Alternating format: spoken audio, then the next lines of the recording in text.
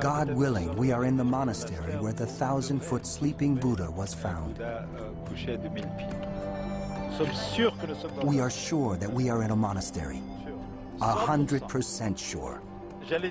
I was going to say 1,000%. But has the sleeping Buddha, like these sculptures, survived the onslaught of 1,400 years?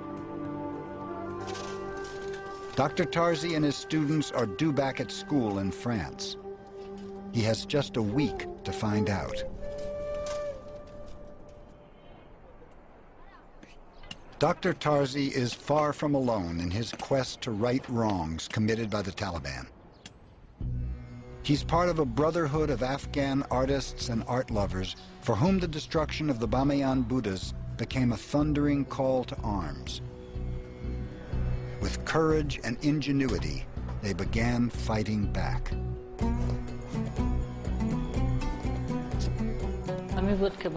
I became very sad when I heard that the statue in Bamiyan had been destroyed. A rumor was spreading that the artwork exhibited in the National Gallery and the National Museum would be the next victims. Mohammed Youssef Asefi is a medical doctor and prominent Afghan painter. For him, the Taliban's reign of terror hit home when henchmen slashed artwork at the presidential palace and the Ministry of Foreign Affairs. Some of the paintings were Asefi's own. I must tell you, I wanted to cry. I had painted my paintings with a lot of delicacy, and now they were torn up or destroyed beyond repair. How could this happen? With the paintings of the National Gallery at stake, Asefi devised a plan that could have gotten him killed. He volunteered for a job restoring paintings that had been damaged during the wars. Once inside the gallery, Asefi needed an accomplice. He found one in Inayat, a member of the National Gallery staff who shared Asefi's contempt for the Taliban. Risking their lives, Inayat and other staff members brought endangered paintings to the room where Asefi worked. I worked in this room, but back then, there was no furniture, desk, or chair. There was nothing here, only a rug. I would place the paintings in a corner and work on them. It was here that the real sleight of hand took place. The Taliban condemned paintings that portrayed living things.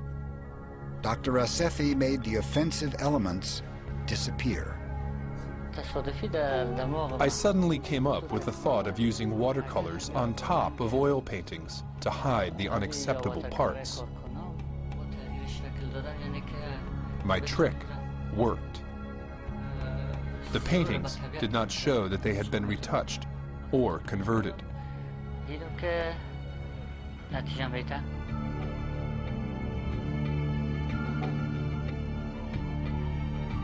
Month after month, Asefi and his accomplices ran an art rescue factory right under the noses of Taliban religious police. The penalty for such organized treason? Probably death. Whenever they would come, I would lock the door. The doctor was inside. He would stop his work, having understood that somebody was here. Naturally, I was afraid, because the Taliban were everywhere. Ultimately, Asefi's team put about 80 retouched paintings back on display. The Taliban inspectors never noticed their subterfuge.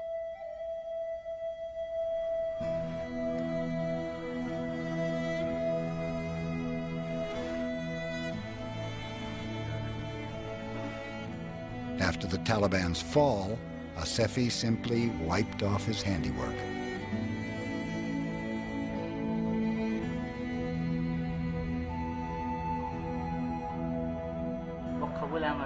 Despite all the suffering and hard work, our goal was to change something.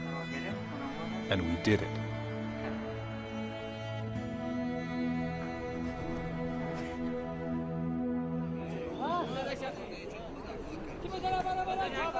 Besides art, the Taliban regime seemed to declare war on fun. Bird fights, dancing, even kite flying were banned. Today, Afghans show they haven't missed a step.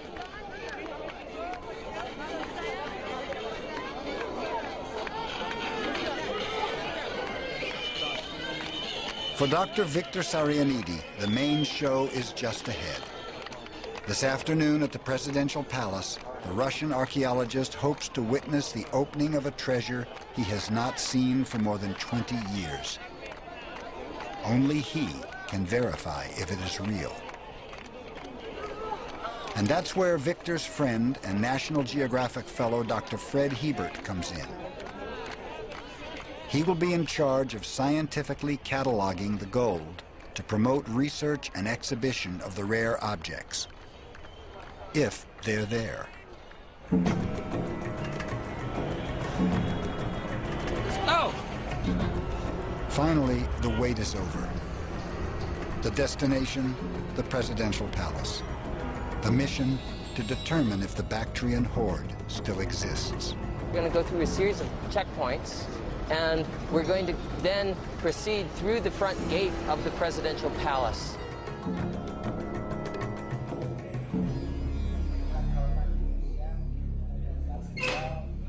Deep within the innermost chamber of the presidential palace, tensions are high. Could the Bactrian gold have survived the civil war and outlasted the Taliban? Will the safes said to contain it be empty? Bad news. The key to the safe is nowhere to be found. It was probably lost years ago.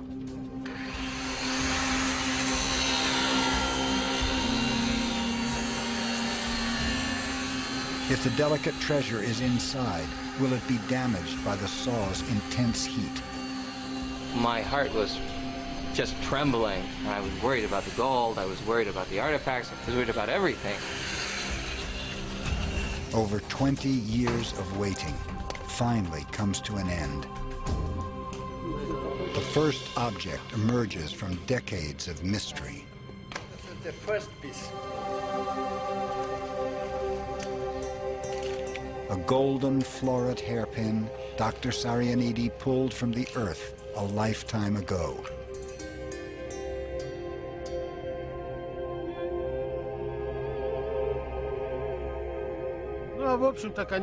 It's like seeing an old friend again after 25 years. You didn't even know if he is still alive. And now you realize he's right here, waiting for you.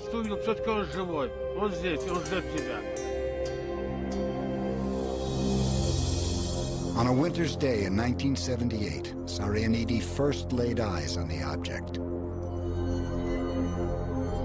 About 2,000 years before, it had belonged to a nomad woman, perhaps a princess. She had likely been buried in secret, her grave unmarked. This would prevent thieves from looting the royal cemetery. We think that the royal family probably buried their dead in this old ruins because the ruins had ghosts that would keep people away. So the burials were safe for 2,000 years. The princess was between 25 and 30 years old. Adorning her were layers of dazzling gold jewelry.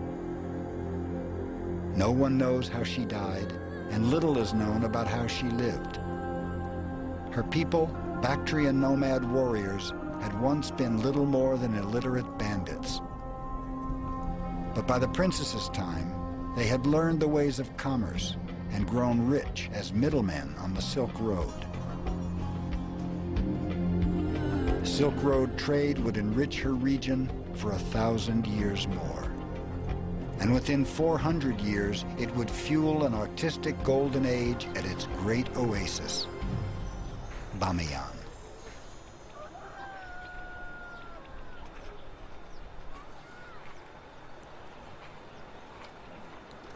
In Bamiyan, Nadia and Dr. Tarzi clean Buddhist sculpture created during that golden age, around 500 AD. They come from an excavation Tarzi believes is the monastery that will reveal his personal holy grail, Bamiyan's sleeping Buddha. To Dr. Tarzi, it's unsurprising that the monastery is rich with Buddhist sculptures.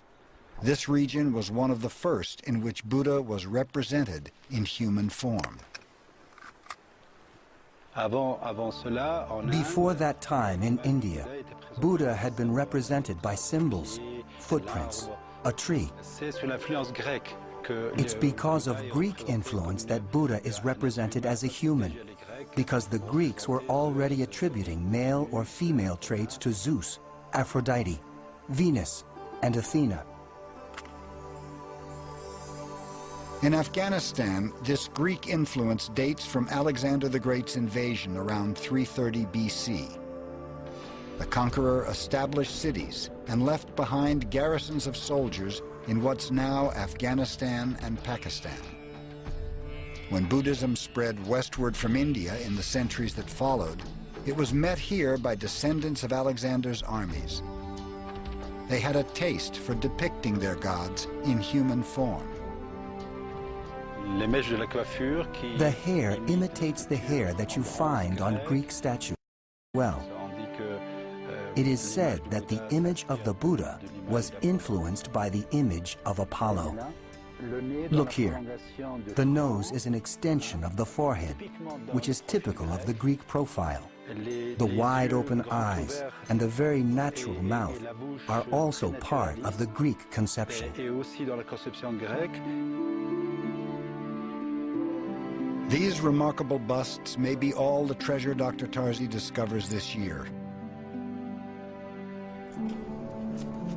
He's mere days away from the end of the digging season, and still no sleeping Buddha.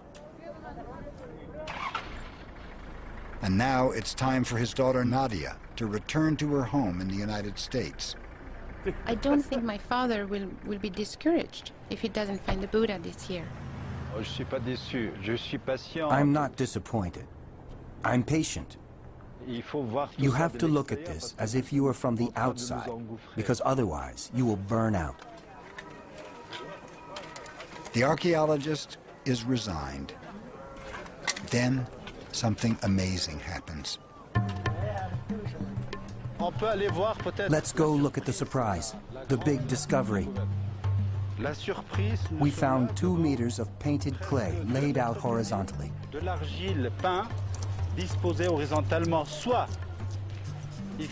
It's part of something of considerable size. You see, I had been thinking about going back to France and finishing the report on this year's dig. But this changes everything.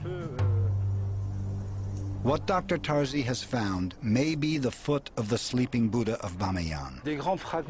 This large piece is bothersome because it corresponds with what we are looking for. It's not really bothersome. It's wonderful. But the fact that we are finding it at the end of this year's excavations is bothersome. Significantly, the supposed foot is right where it should be.